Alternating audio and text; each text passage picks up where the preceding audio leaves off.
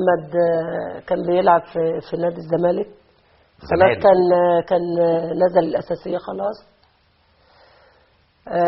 في ثالثه اعدادي، في اجازه ثالثه اعدادي اللي هي بين ثالثه اعدادي واولى ثانوي عام. راح حضر الاختبارات؟ لا ده كان في مدرسه الكوره ونزل الفريق الاساسي. رحت الفريق الاساسي في الزمالك مع كابتن عمر النور وكابتن عبد الكريم الجوهري. راح مدرسه السعديه، في اولى ثانوي حضر مسرحيه اسمها أزمة شرف. انت حضرت يعني؟ لا مثلت فيها يعني. التحقت بمسرح المدرسه برضو عن طريق صدفه، كنت بقلد مدرس، كنت على يعني غاوي تقليد المدرسين، اول ما يخلص الحصه اطلع انا مكانه اقلد للطلبه، يعني يقفلوا الباب يلا قوم يا محمد رمضان. فكنت بتقلد المدرس؟ فالله يرحمه كان اسمه سمير المراكبي، ده دخل وانا بقلده من ظهري. كان ايه الملمح بتاع التقليد؟ هو كان مدرس لغه عربيه شديد جدا، وكان يعني اكتر مدرس شديد في المدرسه، وكان ليه اسلوب كده يعني يقول السلام عليكم ورحمه الله وبركاته، اهم حاجه في درس النهارده الى عنوان، ويروح شابب برجله كده لفوق يعني. لا ما خلصتش كده، ده مكمل، ده لسه زميله والمقلب حاجه.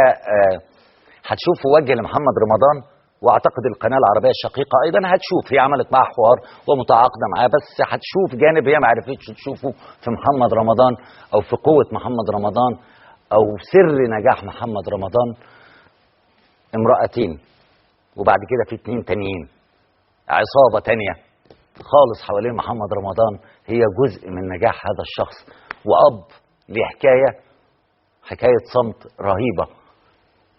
عايز أقول لكم إن حوار بكرة هيخلوكم تشوفوا إن إحنا عندنا نجم كبير وحد صادق بجد، ورسالة هتسمعوا رسالة، وصديقي الشيخ خالد الجندي هيسمع رسالة من محمد ليه اللي بتحب الشيخ خالد.